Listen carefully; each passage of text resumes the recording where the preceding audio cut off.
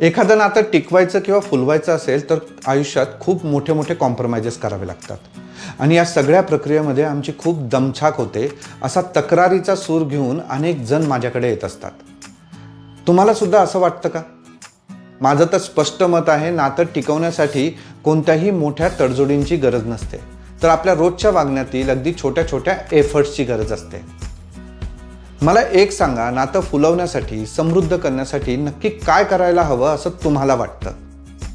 सायकोलॉजीनुसार कोणतंही नातं घट्ट व्हायचं असेल तर त्या नात्यात ॲप्रिसिएशन, ग्रॅटिट्यूड आणि फॉरगिव्हनेस या 3 गोष्टींचा प्रवाह सतत सुरू ठेवणं गरजेचं असतं. मग ते नातं पालक आणि मुलांचं असो, नवरा बायकोचं असो किंवा 2 मित्रांचं असो. आता आपण हे 3ही फॅक्टर्स थोडे सविस्तरपणे समजून घेऊया. पहिली गोष्ट म्हणजे ॲप्रिसिएशन, म्हणजेच कौतुक. आपली आई किंवा बायको आपल्यासाठी रोज स्वयंपाक करतात, गरमागरम जेवण आपल्या ताटात वाढतात.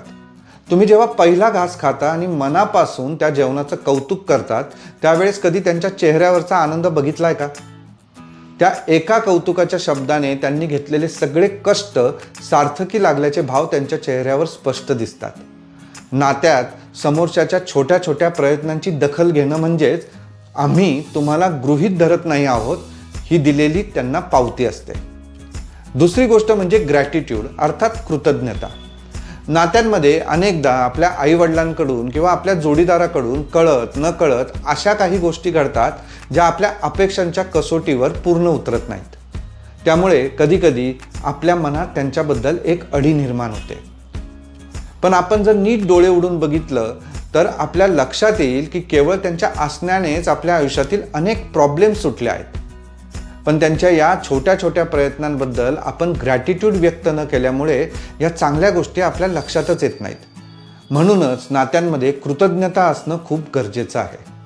आणि तिसरी गोष्ट म्हणजे फॉरगिव्हनेस, म्हणजेच माफ करणं.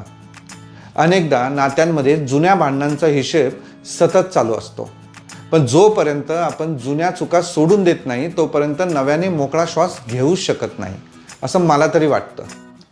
आजच तुमच्या जोडीदाराचं, आईवडिलांचं किंवा मित्राचं मनापासून कौतुक करून बघा. तुमच्या आयुष्यात असण्याबद्दल कृतज्ञता व्यक्त करा आणि एखादी जुनी गोष्ट माफ करून मोकळे व्हा. बघा त्या नात्यात कसा नवा गोडवा येतो. हा व्हिडिओ आवडला ना? मग तुमच्या जवळच्या माणसांसोबत नक्की शेअर करा. धन्यवाद.